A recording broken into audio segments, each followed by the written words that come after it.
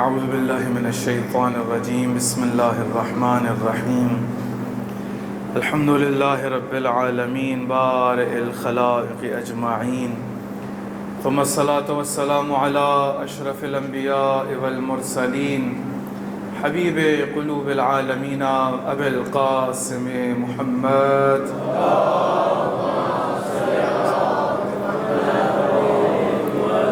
وعلى آلہ الطیبین الطاہرین المعصومین المظلومین لا سیما بقیت اللہ فی الارضین روحی و ارواح العالمین لتراب مختمہ الفداء اما بعد فقد قال اللہ تبارک و تعالی فی کتابہ المجید و فرقان الحمید بسم اللہ الرحمن الرحیم ان الذین قالوا ربنا اللہ ثم استقاموا تتنزل علیہم الملائکہ ان لا تخافوا ولا تحزنوا وابشروا بالجنہ التي كنتم توعدون صدق اللہ العلی العظیم۔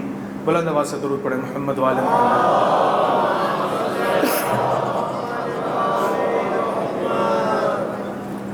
سلسلہ مجالس کی آج 8ویں مجلس ہے اور آپ کی خدمت میں عرض کیا کہ عنوان کربلا اور خواص کا کردار ہے۔ اس خواص کے کردار کے ذیل میں آپ کی خدمت میں بہت سارے ان افراد، ان شخصیات کہ جو اس معاشرے میں خاص شمار کی جاتی تھی، وہ شخصیات کہ جن کی ایک خاص اس معاشرے میں حیثیت تھی، وہ شخصیات کہ جو اس وقت کے معاشرے کے ڈیسیژن میکرز شمار ہوا کرتے تھے، ان کی تاریخ آپ کی خدمت میں رکھی کہ کس طرح سے وہ اہل بیت علیہ السلام کے قریب ہوا کرتے تھے، لیکن کن لغزشوں کی وجہ سے، کن مسائل کی وجہ سے معصوم سے دور ہو گئے، معصوم کی عدالت کو برداشت نہ کر سکے، کتمان حق کیا یعنی حق کو چھپایا، جس کے نتیجے میں امام علیہ السلام سے دور ہو گئے، مولا کی محبت سے زیادہ کسی اور شے کی محبت کو پریورٹی دی ہے، اولویت دی ہے، جس کے نتیجے میں امام علیہ السلام سے دور ہو گئے، کسی خوف کی وجہ سے امام علیہ السلام سے دور ہو گئے، کسی ملال، کسی حزن، کسی اور وجہ سے امام علیہ السلام سے دور ہو گئے۔ ان تمام لغزشوں کو اگر ایک انسان اپنی زندگی کے اندر جانچنا شروع کرے کہ کہیں ایسا تو نہیں ہے کہ ہم میں بھی ایسی کوئی لغزش موجود ہو کہ جس کے نتیجے میں ہم جس مولا کے انتظار میں ہیں اس نے آ کر وہی بے عینی وہی تمام اعمال انجام دینے ہیں، وہی کام کرنا ہے کہ جو حسین نے کیا تھا، اسی طرح سے عدالت کا نفاذ کرنا ہے، اسی طرح سے اس کائنات کو خداوند عالم کے گرد جو ہے اس کو یعنی پروردگار کو محور قرار دینا ہے۔ امام علیہ السلام نے جب اس کائنات میں تشریف لانا ہے تو شریعت آل محمد کا نفاذ کرنا ہے۔ میں کس قدر آمادہ ہوں کہ اپنی ذات کے اوپر اس شریعت کا نفاذ کروں، میں کس قدر آمادہ ہوں کہ اپنے معاشرے پر اس شریعت کا نفاذ کروں، میں کس قدر آمادہ ہوں کہ وہ عدالت حجت خدا، وہ جو کہ واسطہ فیض ہے، اس کو اپنی ذات اور اپنے معاشرے پہ کس حد تک تطبیق دینے کے لیے آمادہ ہوں۔ جس حد تک آمادہ ہوں اس حد تک آمادگی کا اظہار کرتے ہوئے امام علیہ السلام کو پکارنا میرا حق۔ جس حد تک میں اپنے آپ کو آمادہ نہیں سمجھتا، اپنے آپ کو آمادہ کر کے پکارنا میرا حق۔ توجہ کیا آپ لوگوں نے؟ کیونکہ توجہ طلب بات یہ ہے، اگر تاریخ میں انسان دیکھے کہ امام علیہ السلام کا خود تعلق اور تعامل، یعنی امام علیہ السلام کا جو تعلق تھا بہت سارے انسانوں کے ساتھ، وہ بھی ان کی ظرفیت کے مطابق تھا، جیسی جیسی ظرفیت تھی ویسا ویسا امام کا تعلق تھا۔ ایسا نہیں ہے کہ صرف امام علیہ السلام کا تعلق ہر ایک کے ساتھ ایک جیسا تھا، ایسا نہیں، جیسا انسان ویسا تعلق۔ یعنی امام علیہ السلام کا تعلق میثم تمار سے اور امام علیہ السلام کا تعلق زبیر سے ایک جیسا نہیں تھا۔ رسول خدا کا تعلق طلحہ و زبیر سے اور رسول خدا کا تعلق جابر ابن عبداللہ انصاری سے ایک جیسا نہیں تھا۔ کیوں؟ کیونکہ جیسے جیسے ظرفیت دیکھتے چلے گئے مولا ان کے دل میں نور ڈالتے چلے گئے۔ جیسے جیسے ظرفیت کو پاکیزہ دیکھتے چلے گئے ویسے ویسے عطا بڑھتی چلی گئی۔ غزوہ خندق میں بہت سارے لوگ آشکار ہوئے، بہت سارے لوگوں کا پتہ چل گیا کہ یہ غزوہ خندق میں کیسے ہیں۔ بنو نذیر ہے، بنو قینقاع ہے، جتنے بھی ہمارے پاس اور بھی جو یہودی قبائل وہ بھی آشکار ہو گئے۔ اس کے علاوہ بہت سارے اور مسلمان بھی غزوہ خندق میں آشکار ہوئے۔ جب کفار مکہ نے دیکھا کہ بھئی بدر کے اندر شکست ہو گئی، احد کے اندر شکست ہو گئی، اس کے بعد وہاں سے نکلے، کہا کہ ابھی ہم لوگ تمام احزاب کو لے کے جائیں گے، تمام قبیلوں کو لے کے جائیں گے، تمام قبیلوں کے ساتھ محاصرہ کریں گے مدینہ کا، یہاں تک کہ ان کے اوپر کھانا پینا بند کر دیں گے۔ اس کا مطلب ہے کہ یہ جو پینے پیاس اور یہ جو پانی کا بند کرنا ہے، یہ اہل بیت کا شعار نہیں ہے، یہ کفار کا شعار رہا۔ انہوں نے کہا پانی بند کر دیں گے، کھانا بند کر دیں گے، کسی کو جانے نہیں دیں گے۔ جب یہ سب کچھ بند کر دیں گے، اس کے نتیجے میں خود ہی سے سرنڈر کریں گے، ہم لوگ رسول خدا کو قتل کریں گے، قتل کرنے کے نتیجے میں واپس آ کے کعبہ کو دوبارہ بتوں سے آباد کریں گے۔ کعبہ دوبارہ سے آباد ہوگا اسی طرح سے جس طرح سے بت پرستی ہو رہی تھی، جس طرح سے غلامی کے اندر زندگی گزار رہے تھے، ویسے ہی دوبارہ سے غلامی میں زندگی گزارنا شروع کر دیں گے۔ اب آپ یہاں پر غور کریے کہ جب سارے احزاب آئے ہیں، توجہ سے سنیے گا، آج نتائج دینے کی کوشش کریں گے انشاءاللہ۔ آج کسی کردار کو بیان نہیں کریں گے، صرف نتائج، ان دو مجالس کے اندر نتائج دینے کی کوشش کریں گے۔ ایک دفعہ درود پڑھیں محمد وعلی محمد۔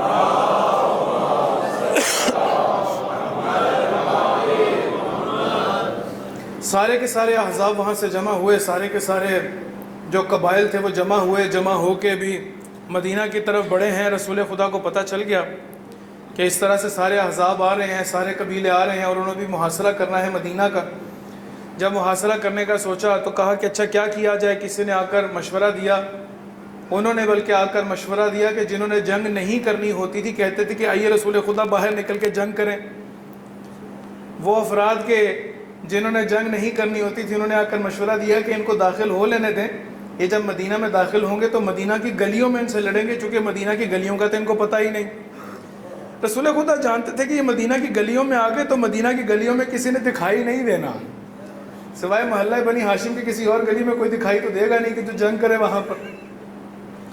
تو رسول خدا نے ان میں سے کسی کی بات نہ مانی۔ ایک شجاع، ایک ایسا انسان، تعامل دیکھیے گا، بہت سارے ایسے افراد تھے کہ جو رسول خدا کے بہت زیادہ قریب تھے اور قرابت داریاں بھی تھیں، اس کے باوجود رسول خدا نے جب دیکھا کہ ان کا جو ارادہ ہے وہ کوئی درست ارادہ نہیں ہے، چونکہ انہوں نے تو ایسے آ کے ساتھ کوئی دینا نہیں، تو ایک دفعہ حضرت سلیمان اٹھے، کہا کہ اے رسول خدا، جب ہمارے پاس فارس کے اندر جنگ ہوتی ہے اور جب دشمن آتے ہیں تو ہم کیا کرتے ہیں کہ وہاں پر ایک خندق کھود دیتے ہیں۔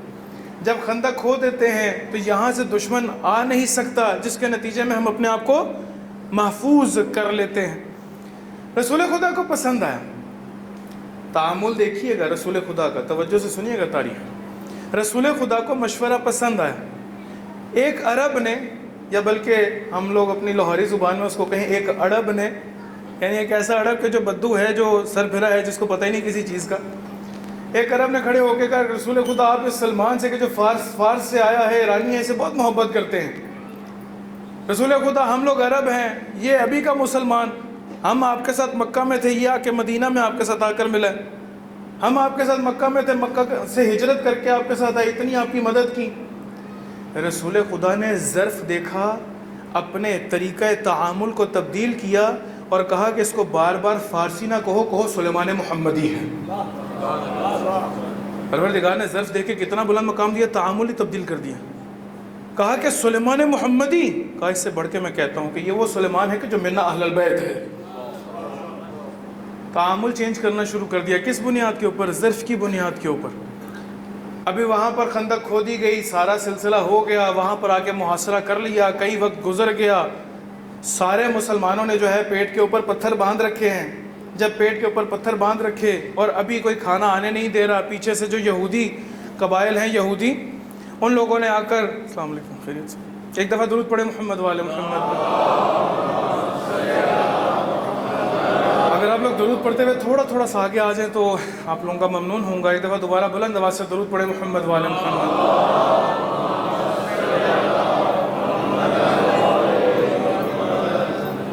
ایک دفعہ پھر بھی درود پڑھے محمد والے محمد۔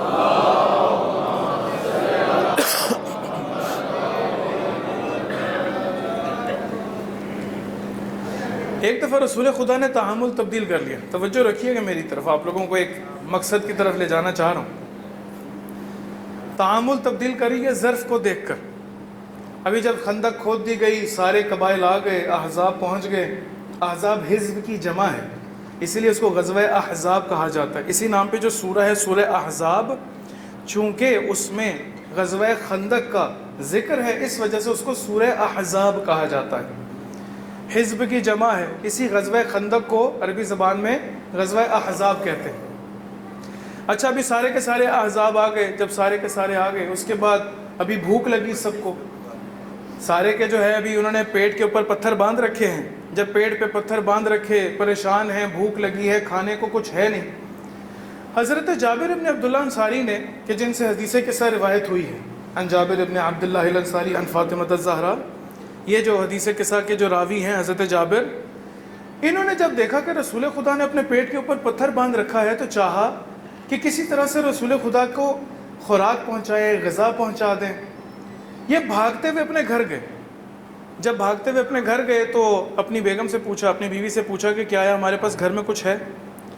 ان کی بیوی آگے سے کہتی ہے کہ ہاں ہمارے پاس ایک بکری ہے اور تھوڑی سی گندم ہے. تو کہا کتنے لوگ کھا سکتے ہیں یہ اس سے کھانا؟ تو کہا 5 سے 6 لوگ اس سے کھانا کھا سکتے. جیسے ہی سنا واپس بھاگتے ہوئے آئے حضرت جابر رسول خدا کے پاس، آگے کہتے ہیں رسول خدا میں آپ کو اپنے گھر پہ کھانے کی دعوت دینا چاہتا ہوں. اے رسول خدا، آپ بھوک میں ہیں، آپ اپنے پیٹ کے ساتھ پتھر باندھ رکھے ہیں. رسول خدا نے کہا کہ اچھا ہے جابر، کیا تم یہ نہیں چاہو گے کہ جب میں تمہارے گھر کھانے کے لیے آؤں تو اس کو ساتھ لے کے آؤں کہ جس سے میں سب سے زیادہ محبت کرتا ہوں؟ حضرت جابر سمجھ گئے کہ رسول خدا امیر المومنین کو ساتھ لے کر آئیں گے. رسول خدا نے جب کہا، حضرت جابر نے کہا ٹھیک ہے رسول خدا، آپ جس کو ساتھ لے کر آنا چاہیں آپ لے آئیے. رسول خدا نے امیر المومنین کو بلایا، اپنے پاس کھڑا کیا، اور کھڑا کرنے کے بعد جتنے مدینہ والے تھے سب کو آواز دے دی، اے مدینہ والو، ہمارے آج کے کھانے کا انتظام ہو گیا، سب کے سب جابر کے گھر چلے جاؤ کھانا کھانے کے لیے. ظرف دیکھا، رسول نے تعامل تبدیل کر دیا. توجہ ہے. ابھی جیسے ہی حضرت جابر نے یہ سنا ہے، حضرت جابر نے سنا کہ یہ تو رسول خدا نے کہا کہ سارے مدینہ والے آ جائیں، تو میں تو گھر اپنی بیوی سے پوچھ کر آیا تو کہا کہ ایک بکری ہے اور تھوڑی سی گندم ہے کہ جو 4-5 افراد کھا سکیں، اس سے زیادہ نہ کھا سکے. رسول خدا نے تو سب کو دعوت دے دی. اب حضرت جابر پھر بھاگتے ہوئے گھر گئے، اپنی بیوی سے جا کے کہا کہ دیکھو اگر کچھ اور بھی سامان ہے تو نکال لو، اگر گندم ہے تو نکال لو، اگر جو ہے تو نکال لو، اگر کوئی اور چیز ہے، کوئی دانہ ہے، اس کو بھی اسی طرح سے دیرو کرو، اس کو بھی اسی طرح سے پیس لو، اس کا آٹا بناؤ اور کسی طرح سے کوشش کرو کہ جتنا کچھ ہے سب کچھ نکال لو. اصل غنی یہ ہے کہ جس کے پاس جو ہے رسول خدا پہ لٹانے کو تیار ہے.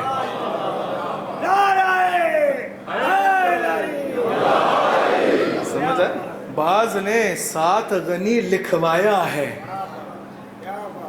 بعض کے ساتھ غنی لکھا ہے. بھائی آپ لوگ اپنے ذہنوں کو سالم رکھیے گا، میں کسی اور کی بات نہیں کر رہا، جنہوں نے لکھوایا ان کی بات کر رہا ہوں. درود پڑھے محمد والے محمد پہ.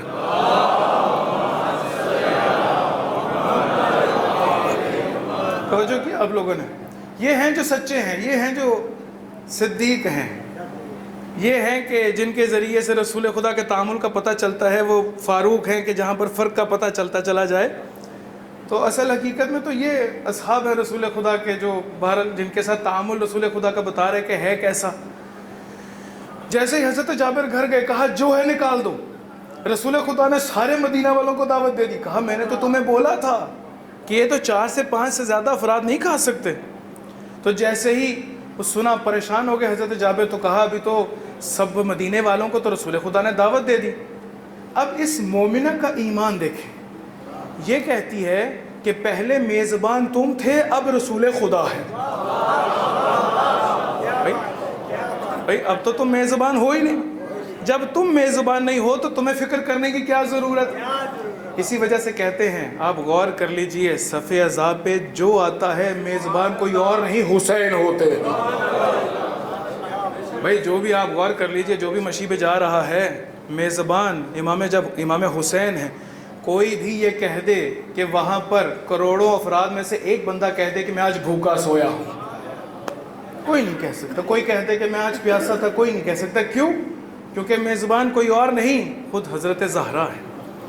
جب سیدہ بطول راضیہ مرضیہ جب وہ میزبان ہے تو کس طرح سے کوئی کمی آ جائے. ابھی انہوں نے مومنہ نے کہا کہ اے جابر تمہیں فکر کرنے کی ضرورت نہیں، تعامل بتا رہا ہوں. دیکھیں کس طرح سے رسول خدا کا تعامل ظرف کو دیکھ کے تبدیل ہوا. جیسے جیسے ظرف تبدیل ویسے ویسے رسول خدا کا تعامل تبدیل. اچھا جب وہاں پر کہا کہ اچھا پھر ابھی کیا کیا جائے، جتنی دیر میں یہ دونوں آپس میں بات کر رہے تھے، بڑا خوبصورت قصہ ہے. کہتے ہیں کہ جب جتنی دیر میں یہ بات کر رہے تھے پیچھے سے رسول خدا تشریف لے آئے. رسول خدا آئے، کہا کہ جابر کھانا پکانے کے لیے کسی کی مدد کی ضرورت تو نہیں. کہا کہ رسول خدا آپ کا گھر ہے، جیسے کہیے. امیر المومنین سے کہا کہ جائیے جابر کی مدد کریے، اس بکری کو ذبح کریے اور اس کا بہرحال جو بھی سالن بنانا ہے، جو بھی کھانا پکانا ہے، وہ آپ ان کی مدد کریے حضرت جابر کی. حضرت جابر جیسے ہی گئے ہیں تو اس مومنہ کے پاس گئے، رسول خدا ان کی زوجہ کے پاس گئے اور کہا کہ دیکھو جتنی بھی گندم ہے تم تندور میں روٹی لگاتی جانا، روٹی نکالتی جانا، پیچھے مڑ کے تندور کی طرف نہ دیکھنا، پیچھے مڑ کے تندور کی طرف نہ دیکھنا، بس روٹی تم وہاں سے نکالتی جانا. رسول خدا نے سارے مدینہ والوں کو بلایا، مدینہ والوں کو کہا کہ دیکھو یہ دسترخوان بچھا ہے، 10 کر کے آتے چلے جاؤ اور کھانا کھا کر سیر ہو کے یہاں سے جاتے چلے جاؤ. روایت کہتی ہے 10 کر کے مدینہ والے حضرت جابر کے دسترخوان پہ. توجہ سے سنیے گا، اہل بیت ایک ایسی ذات ہیں، ایسا انوار ہے. کرم وہ کرتے ہیں لیکن معروف جابر کا دسترخوان ہوتا ہے. توجہ کیا آپ لوگوں نے؟ یعنی ظرف دیکھ کے تعامل تبدیل. حضرت جابر کہتے ہیں کہ 10 کر کے اہل مدینہ اس دسترخوان پہ آتے چلے گئے، کھانا کھاتے چلے گئے اور جب اٹھ کے جاتے تھے تو کھانا اس مقام پر اتنا ہی پڑا ہوتا. کہتے ہیں پھر 10 آئے، یہاں تک کہ تمام مدینہ والوں نے سارے کا سارا کھانا، یعنی جتنا بھی مدینے والے تھے سب سیر ہو کے کھانا کھا کر اٹھ کر چلے گئے. رسول خدا نے کھانا کھایا، امیر المومنین نے کھانا کھا کر چلے گئے، دسترخوان پر دیکھا کہ کھانا ویسے کا ویسا پڑا ہے.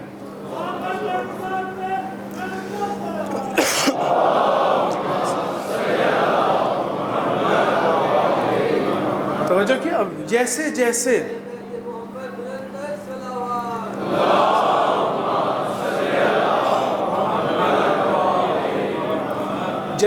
ظرف تبدیل ہوتا چلا گیا ویسے ویسے تعامل تبدیل ہوتا چلا گیا. جیسے جیسے ظرف انسان اپنا پاکیزہ کرتا چلا گیا ویسے ویسے خداوند عالم کی ان محبوب نے، بلکہ ان محبوبین نے اپنا تعامل تبدیل کر دی. قم قبر ہے جس کو قبرستان ہے شیخان کے نام سے. خداوند عالم ہم سب کو قم کی زیارات نصیب فرمائے، تمام عتبات مقدسہ کی زیارات نصیب فرمائے. تو قم قبرستان ہے شیخان کے نام سے. شیخان میں قبر ہے زکریا ابن آدم کی. اس قبر کا جو صاحب قبر ہے زکریا ابن آدم، وہ امام جواد علیہ السلام کے وکیل تھے قم میں.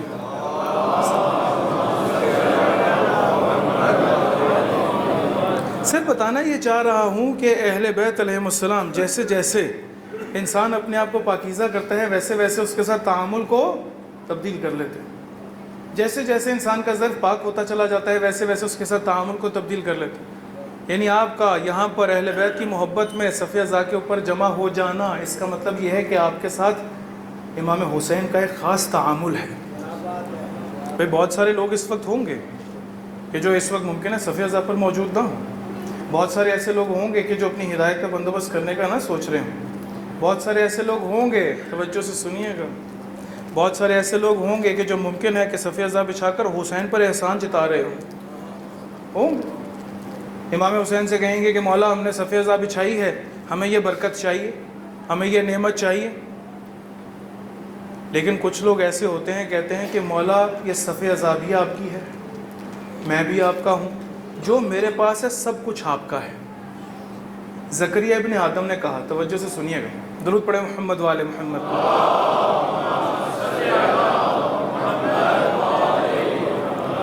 شیخان میں ان کی قبر ہے، شیخان قبرستان کا نام ہے، اور شیخان کہتے بھی اس وجہ سے ہیں چونکہ دو بہرحال شیخ، وہ والے لاہور والے شیخ نہیں، دوسرے والے شیخ جو ہیں، نہ کہ یہ سفید امامے والے شیخ، دوسرے والے شیخ جو غیر سادات ہیں، یعنی وہ کہ جو علماء شمار کیے جاتے ہیں، جو فقہا شمار کیے جاتے تھے، کہتے ہیں کہ وہ دو وہاں پر قبریں ہیں، ایک خود جو صاحب مفاتیح الجنان ہیں شیخ عباس قمی، ان کے والد مرزا قمی کی قبر ہے، ایک وہ شیخ کہلاتے ہیں وہاں پر، اور دوسرے زکریا ابن آدم بھی چونکہ غیر فاطمی ہیں، غیر ہاشمی ہیں، اس وجہ سے شیخ کہلاتے ہیں۔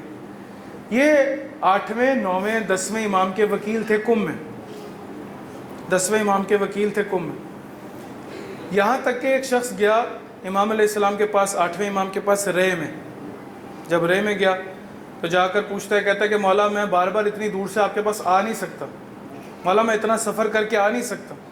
تو امام علیہ السلام کہتے ہیں تمہیں اتنا سفر کر کے آنے کی ضرورت ہی نہیں ہے، جبکہ تمہارے پاس زکریا ابن آدم موجود ہے، وہ جو کہہ رہا ہے، توجہ سے جملہ سنیے گا امام علیہ السلام کا، اس کی زبان سے جو کہہ رہا ہے وہ نہیں کہہ رہا، ہم کہہ رہے ہیں۔ کتنا بڑا تعامل، کتنا بڑا امام علیہ السلام کے ساتھ اس کا تعلق۔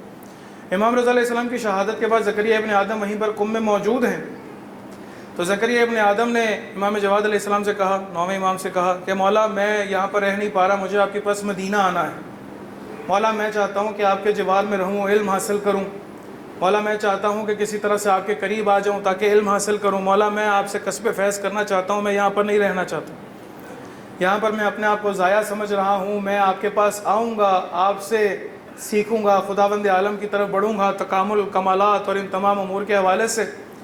9ویں امام کو خط لکھ بھیجا، کہا مولا میں آپ کے پاس آنا چاہتا ہوں، مجھے صرف اذن دے دیجئے کہ میں قم چھوڑ دوں اور آپ کے پاس آ جاؤں۔ 9ویں امام امام جواد علیہ السلام زکریا ابن آدم سے کہتے ہیں، جملہ غور سے سنیے گا، زکریا ابن آدم سے کہتے ہیں شیخان میں ابھی بھی قبر موجود ہے ان کی وہاں پر، اور یہ سارا باہر بھی لکھا ہوا ہے، اور ہمارے پاس مختلف اور جو رجال کی کتابیں ہیں ان کے اندر بھی ان کا اسی طرح سے ذکر لکھا ہوا۔ کہتے ہیں 9ویں امام کہتے ہیں اے زکریا ابن آدم، جملے پہ غور کریے گا، امام کا ہے، یعنی مفہوم میرا ہے، امام علیہ السلام کہہ رہے ہیں زکریا ابن آدم سے، اے زکریا ابن آدم، خداوند عالم نے قم پر اور اہل قم پر جتنی بھی نعمات اس وقت نازل کر رہا ہے وہ تمہارے وجود کی برکت سے ہے۔ اگر تم نے قم چھوڑ دیا تو خداوند عالم قم اور اہل قم سے ان برکات کو اٹھا لے گا۔ کیسا تعامل امام علیہ السلام کا۔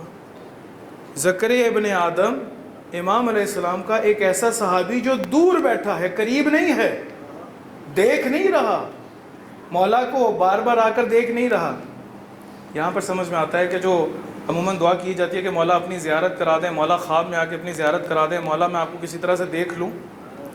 اگر ایک انسان اس پاکیزہ ظرف کے بغیر بے شک مولا کو دیکھ بھی لے، اس کو فائدہ نہیں ہونے لگا، بے شک دور رہ کر اپنے ظرف کو پاک کر لے، زمانے کا امام کہتا ہے ہم خود اس کی زیارت کے لیے آئیں گے۔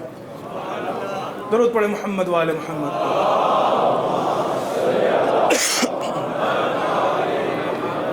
امام علیہ السلام دیکھتے گئے، کرداروں کو دیکھتے گئے، جیسے جیسے کردار جیسے جیسا ہوتا چلا گیا ویسے ویسے امام علیہ السلام کا تعامل اس کے ساتھ تبدیل ہوتا چلا گیا، ویسے ویسے اس کا تعامل، امام علیہ السلام کا تعامل اس کے ساتھ تبدیل ہوتا چلا گیا۔ ایسا نہیں ہے کہ یہ خود امام علیہ السلام کی وجود یعنی موجودگی اس دنیا کے اندر جب ہو ظاہری طور پہ تب یہ سارا سلسلہ ہے، ایک نہیں، ہمارے پاس بیش بہا امام علیہ السلام کے قصے جو ان کے تعامل ہے اپنے اصحاب کے ساتھ وہ موجود ہیں، زرارہ کے ساتھ موجود ہے، فضل ابن شاذان کے ساتھ موجود ہے۔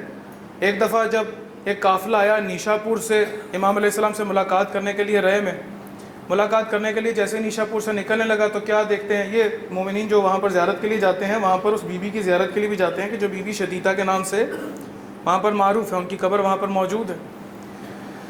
وہ 8ویں امام سے ملنے کے لیے قافلہ وہاں سے نکلا تو ابھی اپنے اونٹوں کو لاد رہے ہیں، امام علیہ السلام کے لیے ہدایہ لے کے جا رہے ہیں، بہت سارے ہدیے اکٹھے کیے، بہت سارا مال اکٹھا کیا، بہت سارا سونا اکٹھا کیا، بہت ساری چاندی اکٹھی کی، بہت سارا لباس اکٹھا کیا، بہت سارا زرق بر، بہت سارا سامان جب سارے ادھر کے عمرا نے اکٹھا کیا اور امام علیہ السلام کی ملاقات کے لیے بھی ہم امام کی زیارت کے لیے جا رہے ہیں، اور سارے اونٹوں کو لادنے کے بعد جب نکلے ہیں تو ایک خانے کے جاؤ اگر اس جوان کو تم نے مناظرے میں ہرا دیا تو سمجھ لو صادق آل محمد کو ہرا دیا۔ کتنا بڑا اعتماد کون کر رہا ہے؟ چھٹے امام کر رہے ہیں، کس پر؟ ایک جوان پہ۔ ظرف کو دیکھا، ظرف کو دیکھنے کے بعد جب نعمت سے نوازا ہے تعامل تبدیل ہو گیا۔ بہت ساری مثال۔ ایک اور مثال آپ کی خدمت میں عرض کرتا ہوں، درود پڑھیں محمد و آل محمد۔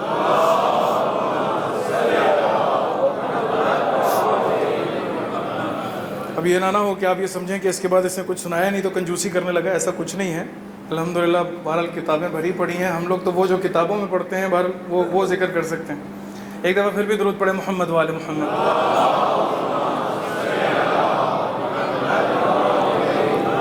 آیت اللہ شیرازی، شاید ایک مقام پہ پہلے بھی یہ ذکر کیا، بہرحال اچھا ہے کہ آج بھی اس کو دوبارہ ذکر کیا جائے۔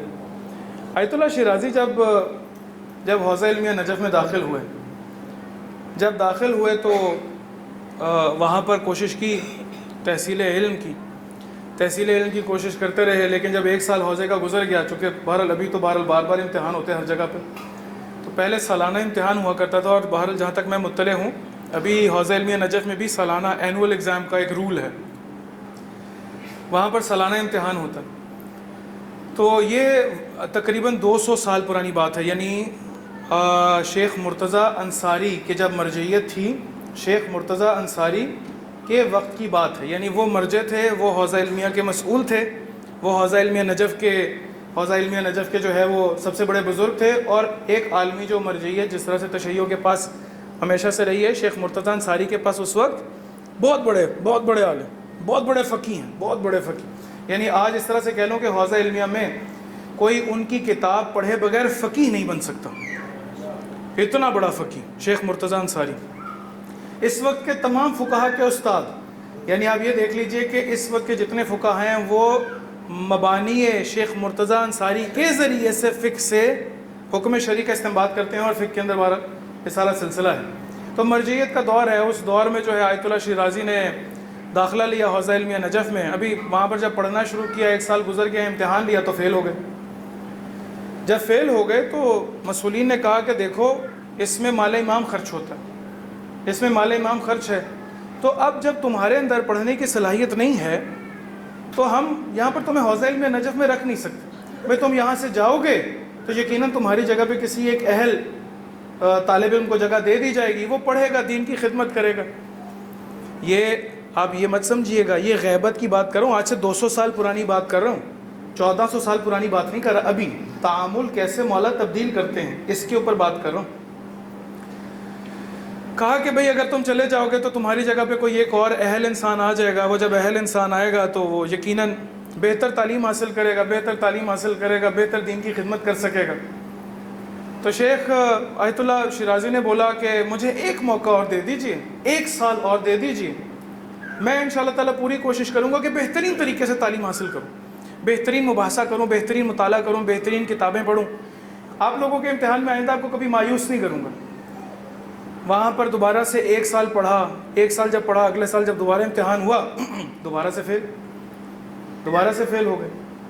جب دوبارہ سے فیل ہو گئے، ابھی مسئولین نے کہا کہ دیکھو ابھی کوئی گنجائش نہیں ہے، ابھی کوئی گنجائش نہیں، 2 سال ہو گئے تمہیں پڑھتے ہوئے، 2 سال تمہیں فیل ہو گئے، ابھی یہاں پر تم جب جاؤ گے مال امام سے سارا خرچ ہو رہا ہے، یقیناً تمہاری جگہ کا کوئی ایک اہل انسان آئے گا اور وہ آ کر دین کی خدمت کر سکے گا، بھئی دین کی تعلیم حاصل کرے گا، علم حاصل کرے گا۔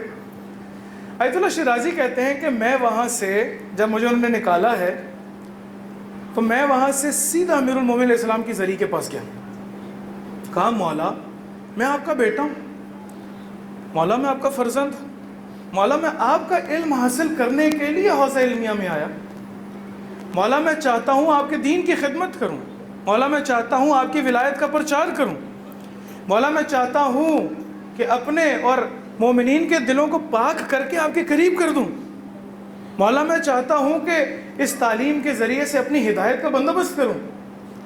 کہتے ہیں کہ جب یہ سب کچھ ہوتا چلا گیا تو وہیں پر زری کے پاس ہی عالم رؤیا میں گئے، وہیں پر گر گئے، خواب میں گئے۔ جب خواب میں گئے ہیں تو کہتے ہیں آیت اللہ شیرازی فرما رہے ہیں، خود سے کہہ رہے ہیں، کہتے ہیں کہ ہوا کیا کہ میرے خواب میں امیر المومنین تشریف لائے۔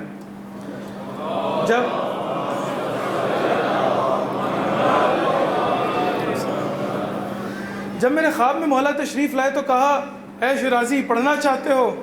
کہا ہاں مولا میں پڑھنا چاہتا ہوں، یہاں سے نکلنا نہیں چاہتا، میں راندہ درگاہ نہیں ہونا چاہتا، مولا میں علم حاصل کرنا چاہتا ہوں۔ کہتے ہیں اچھا پڑھو۔ کیا پڑھوں؟ کہتے ہیں امام نے کہا پڑھو بسم اللہ الرحمن الرحیم۔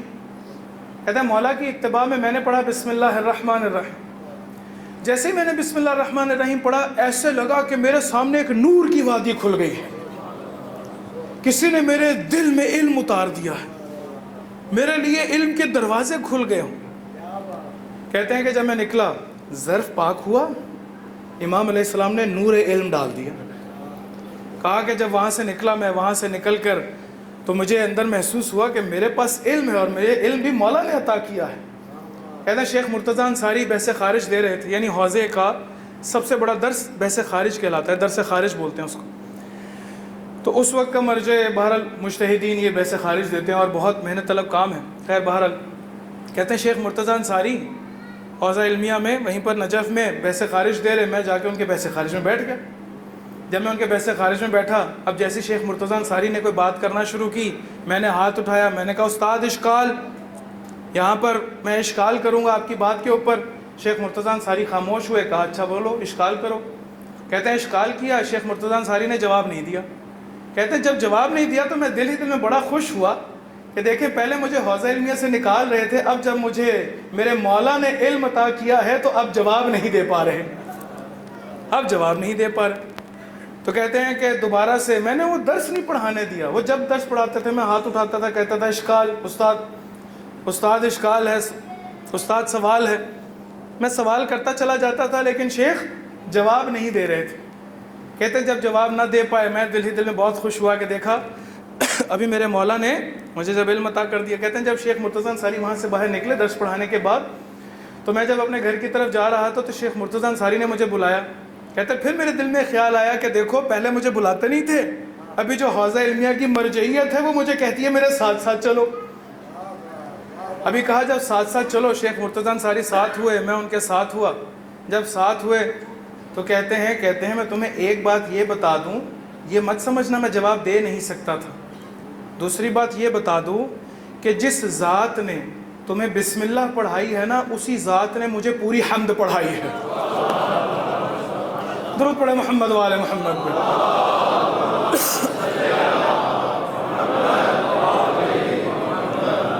تعامل تبدیل، جیسے جیسے ظرف پاک ویسے ویسے تعامل تبدیل، یعنی اس وقت ہو یا پہلے ہو، کسی بھی موقع پہ ہو، کسی بھی وقت ہو، انسان اپنے ظرف کو پاک کرتا چلا جائے گا، اہل بیت علیہ السلام عطا کرتے چلے جائیں گے۔ سوال، میں اس ظرف کی پاکیزگی کے لیے کیا کروں؟ توجہ کیا آپ لوگ؟ مجھے اپنے ظرف کو پاک کرنا ہے۔ کل بہرحال ایک مومن یہاں پر تشریف لائے، کہتے ہیں کہ مولانا یہاں پر ممبر سے ہمیشہ یہ بتاتے ہیں کہ یہ ٹھیک نہیں ہے، ایسا کیسے ہے، ایسے ہے، یہ اہداف ہیں، اور بتائیں کرنا کیسے ہے۔ بھئی یہ بھی تو پتا ہو کہ یہ کریں کیسے۔ بھئی یہ کریں کیسے اگر میں اپنی جیب سے بتاؤں گا تو اس کا اثر نہیں ہے، اگر وہ بھی مولا سے بتاؤں گا تو یقیناً مؤثر۔ بھئی ایسا ہونا تو ایسے چاہیے نا کہ میں اپنی جیب سے بتانا شروع کر دوں، بھئی یہ کام کرنا شروع کر دو، صبح اٹھو تو فلاں پڑھو، صبح ایسے کرو، انگوٹھی پہن لو تو فلاں کر لو، یہ کر لو۔ میں اگر اپنی جیب سے بتانا شروع کروں گا تو ناقص، لیکن اگر میں اس کامل کے ذکر کو جو کمال عطا کرنے والا ہے اس ذکر سے بتاؤں گا تو مؤثر۔ یقیناً اہل بیت علیہ السلام نے ہمیں راستہ بتایا ہے۔ ایک روایت ہے چھٹے امام صادق علیہ السلام سے،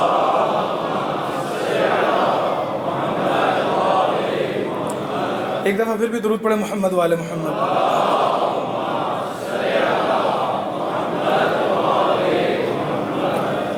امام علیہ السلام نے طریقہ بتایا۔ چھٹے امام، چونکہ میں نے کہا نا کہ جیسے جیسے ظرف دیکھتے ہیں ویسے ویسے عطا کرتے ہیں، ویسے ویسے عطا کرتے ہیں۔ ایک امام کا صحابی ہے چھٹے امام کا، جس کا نام ہے عبداللہ ابن جندب، چھٹے امام کا صحابی ہے۔ امام علیہ السلام کا بڑا قریبی صحابی، کوفہ کا رہنے والا ہے، کوفہ کا رہنے والا ہے، امام کا بڑا قریبی صحابی ہے، بہت بڑا عارف ہے، امام علیہ السلام کے زمانے میں بہت بڑا عارف ہے، امام سے عرفان سیکھا ہے، امام سے عبادت کرنا سیکھی ہے۔ امام علیہ السلام کو آگے کہتا ہے کہ مولا مجھے نصیحت کریے، مولا مجھے نصیحت کری۔ امام علیہ السلام نے عبداللہ ابن جندب کو ایک پوری روایت ہے، ایک اخلاقی روایت کہ جس کے اندر پورا پیٹرن بتایا ہے امام علیہ السلام نے کہ کس طرح سے تم اپنے ظرف کو پاک کرتے ہوئے خدا تک پہنچ سکتے ہو۔ پیٹرن کون بتا رہا ہے؟ چھٹا امام بتا رہا ہے۔ چھٹا امام فرماتے ہیں، توجہ سے سنیے گا، چند نکات آج اور انشاءاللہ تعالی چند نکات آپ کی خدمت میں کل پیش کروں گا۔ ایک دفعہ درود پڑھے محمد والے محمد۔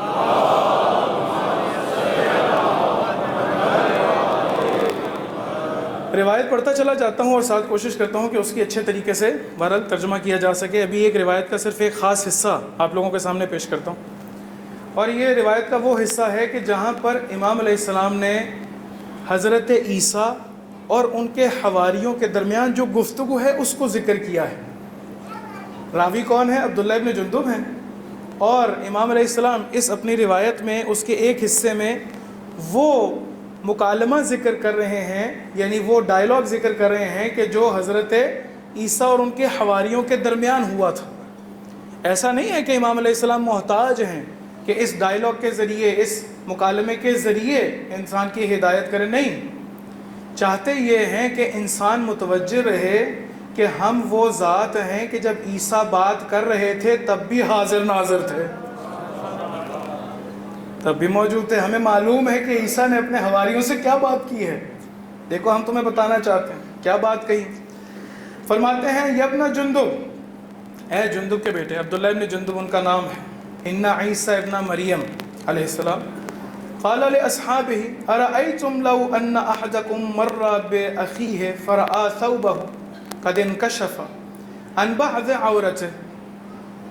حضرت عیسیٰ نے اپنے حواریوں سے کہا کہ دیکھو اگر تم لوگ، لفظی ترجمہ نہیں کرتا چونکہ بہت زیادہ دقیق ہو جائے گا، مفہوم سمجھانے کی خاطر کہا کہ دیکھو کیا آیا تم لوگ جب اپنے کسی مومن بھائی کے پاس سے گزر رہے ہو، مومن بھائی کے پاس سے گزر رہے ہو اور اس کا لباس اس کے جسم کے کسی ایک حصے سے ہٹا ہوا ہو، تو بتاؤ اس صورت میں، پوری روایت ابھی عربی میں نہیں پڑھتا چونکہ وقت ہمارے پاس زیادہ نہیں ہے، تو کیا آیا تم لوگوں میں سے کوئی ہے، حواریوں سے بات کر رہے ہیں، سب سے بات نہیں کر رہے ہیں، ایسا نہیں ہے کہ ہم لوگوں سے بات کر رہے ہیں، اگر تم لوگ اپنے کسی بھائی کے پاس سے گزر رہے ہو اور اس کے بدن سے اس کا لباس ہٹا ہوا ہو جس کے نتیجے میں اس کا بدن دکھائی دے رہا ہو، تو کیا آیا تم لوگ اس کے لباس سے اس کے بدن کو ڈھانپ دو گے یا مزید کشف کر دو گے، مزید ہٹا دو گے؟ حضرت عیسیٰ کے حواری کہتے ہیں کہ اے روح اللہ، اے حضرت عیسیٰ مسیح، ہم یقیناً اس کے اوپر اس کپڑے کو ڈھانپ دیں گے۔ حضرت عیسیٰ اپنے حواریوں سے کہتے ہیں ہرگز تم ایسا کام نہیں کرو، بلکہ تم کیا کرو گے کہ اس کے کپڑے کو اور زیادہ دور کر دو گے تاکہ اس کا بدن منکشف ہو جائے۔ امام کہتے ہیں کہ جہاں پر انسان کسی دوسرے کے عیب کو دیکھنے کے بعد اس کو بڑھا کے لوگوں کے سامنے بیان کرتا ہے، پس وہ ہم میں سے نہیں ہے۔ اگر کسی کے بدن منکشف ہو، ہم لوگ یہ کام نہیں کرتے، توجہ سے سنیں، ہم لوگ یہ کام نہیں کرتے۔ اگر ہم لوگوں کو کسی کے راز کا پتہ چل جائے، اگر ہم لوگوں کو کسی کے عیب کا پتہ چل جائے، اگر ہم لوگوں کو کسی کے مسئلے کا پتہ چل جائے، کیا ہے اس کو بڑھا کے بیان نہیں کرتے؟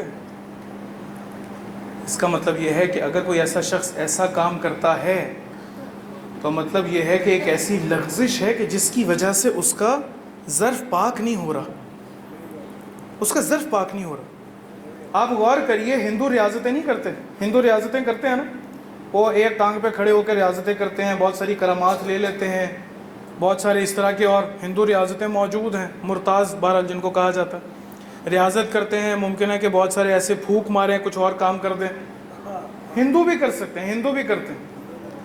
بس وہ کہ جو اہل بیت کا چاہنے والا ہے وہ یہ کام کرے اور ایک دفعہ ہندو کرے، کیا یہ برابر ہے؟ برابر نہیں۔ ہم لوگ بہت سارے کسب، توجہ سے جملہ سنیے گا، آخری جملہ آپ لوگوں کی زحمتوں کو تمام کرتے ہیں، باقی کل انشاءاللہ بیان کریں گے۔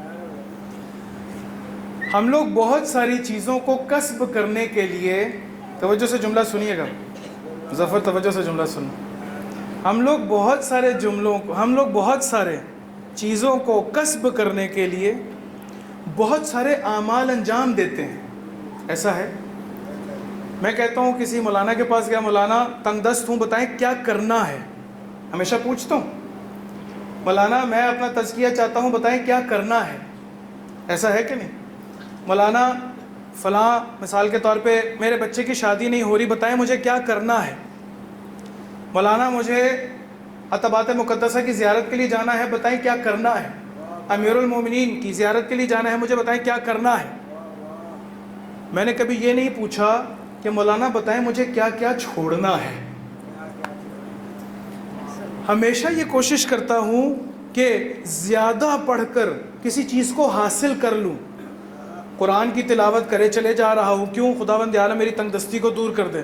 ایک کسی نے عمل بتایا, اس عمل کے پیچھے پڑ گیا, اس عمل کے اتنے بری طرح سے پیچھے پڑا کہ آس پاس معاشرے کو میں نے نیگلیکٹ کرنا شروع کر دیا کہ بھئی میری عبادت کا ٹائم ہے, یہاں سے چلے جاؤ, میں تمہیں جواب نہیں دے سکتا, فلاں نہیں کر سکتا, یہ کام نہیں کر سکتا. وہ میں نے یہ والی عبادت اس وقت انجام دینی ہے. یقین کریے کہ بعض تو ایسے ہے, وہ کہتے ہیں کہ اگر ہم لوگوں کے کسی دن زیارت یا عاشورہ ہم لوگوں سے مس ہو جائے, 2 رکعت نماز زیارت امام حسین, تو ہمیں پتہ ہے کوئی نہ کوئی نقصان ہونا.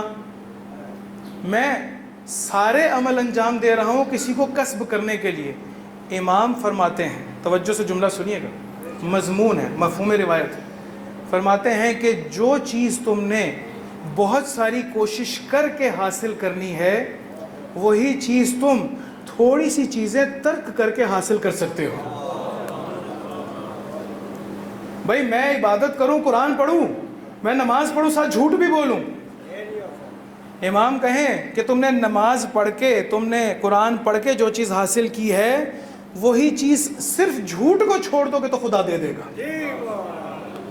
توجہ کیا آپ لوگوں نے؟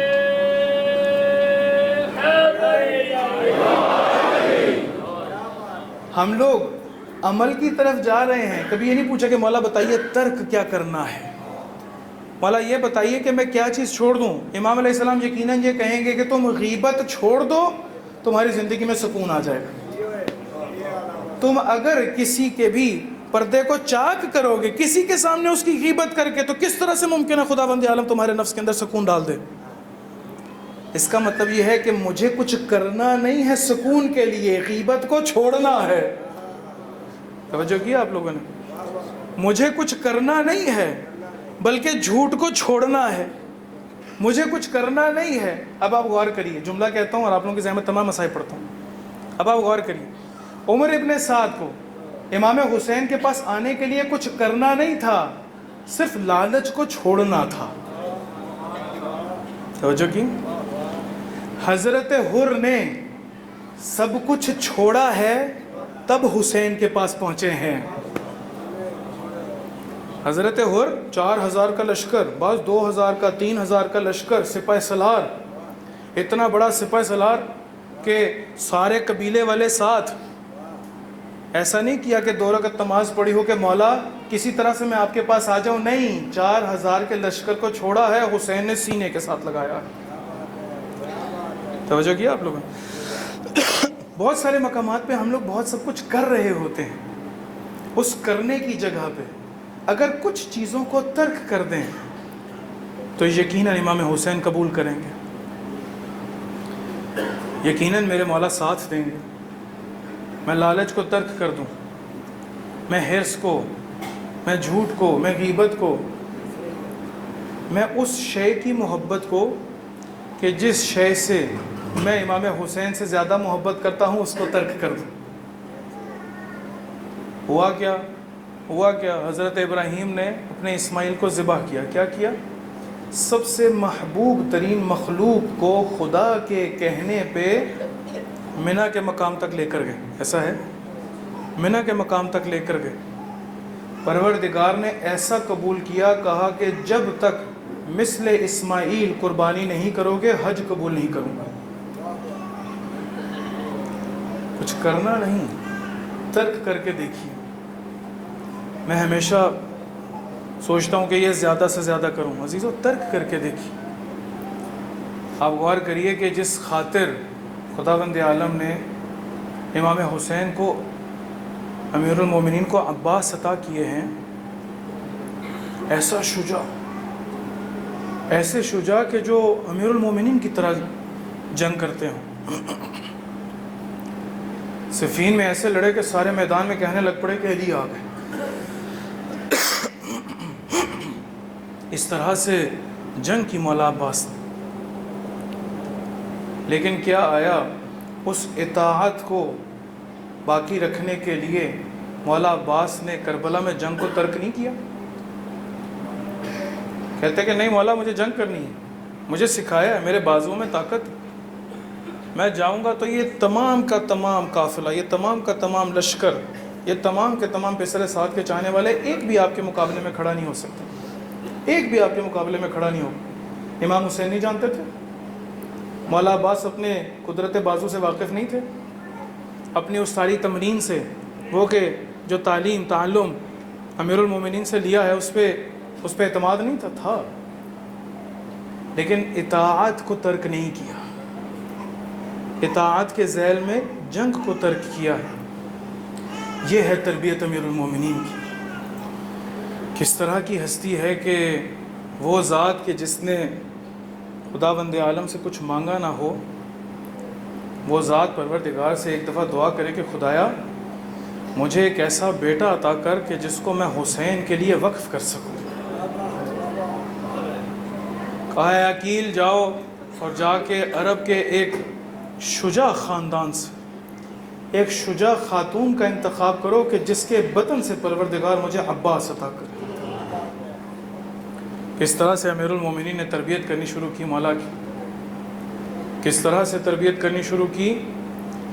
بعض روایات میں ملتا ہے کہ جب حضرت ثانیہ زہرا اپنی ماں زہرا کی زیارت کے لیے جاتی تھیں تو ایک چھوٹی سی تلوار مولا عباس کے ہاتھ میں تھما کے کہتے تھے کہ ان کے ساتھ ساتھ چلو، حفاظت کرنا آ جائے کہ بیویوں کی حفاظت کیسے کی جاتی۔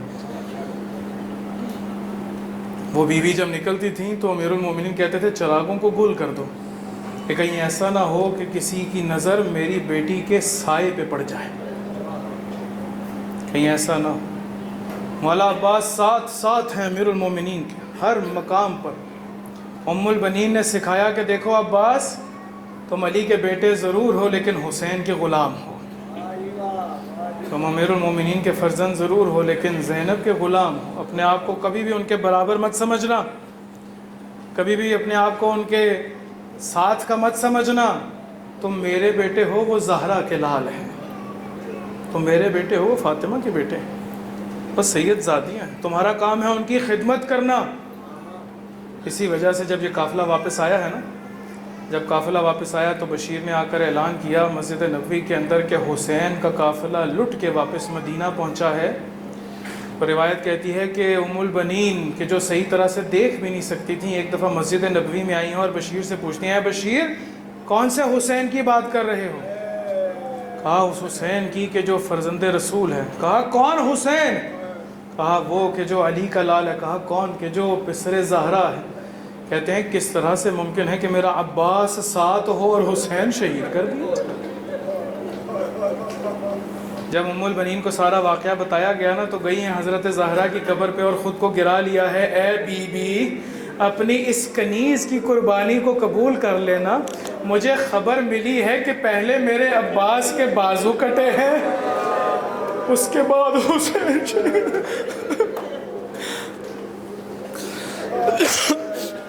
اجرکم اللہ اجرکم اللہ۔ شب عاشور زہیر ابن کین پشت خیمہ پہ لے گئے مولا عباس کو، اور حضرت زہیر کہتے ہیں عباس آپ کو پتہ ہے کہ آپ کی وجہ خلقت کیا ہے؟ آپ کو پتہ ہے کہ علی نے آپ کو خدا سے کیوں مانگا تھا؟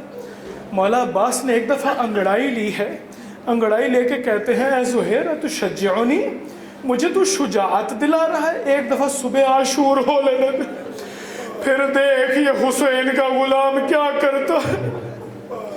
کسی کو کیا معلوم تھا کہ صبح عاشور کے بعد مولا عباس امام حسین کے ساتھ کبھی کسی کا لاشا، کبھی حبیب کا لاشا اٹھائیں گے گنج شہیدہ میں رکھیں گے، کبھی کسی کا لاشا اٹھائیں گے گنج شہیدہ میں رکھیں گے۔ ایک دفعہ جب کوئی نہ رہا نا، مولا عباس نے علم تھاما ہوا ہے، ایک دفعہ خیمہ امام حسین کے پاس آئے ہیں، سر کو جھکایا ہے، ایسی اطاعت سکھائی ہے کہ سوال نہیں کرتے ہیں۔ ایک دفعہ امام حسین نے جب بھاپ لیا نا، کہا اے عباس کیا چاہتے ہو؟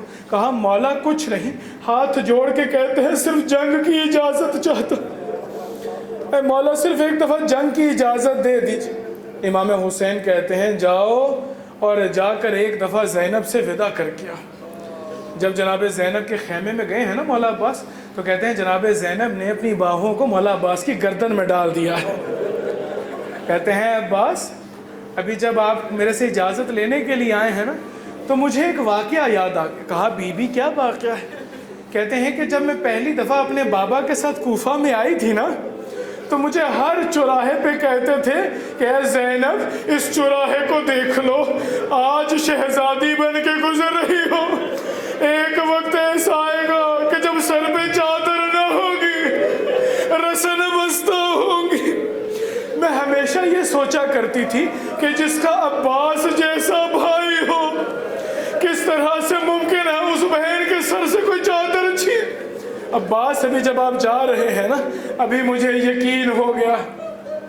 امام حسین نے کہا دیکھو عباس یہ سکینہ کی پیاس کی آواز مجھے مارے جا رہی، اگر ہو سکے تو پانی کا بندوبست کر دو۔ مولا عباس آئے ہیں جناب سکینہ کے پاس، ایک خشک مشکیزہ ہے، اپنے سر کو اتنا جھکایا ہے کہ جناب سکینہ نے مولا عباس کے گلے میں ڈالا ہے۔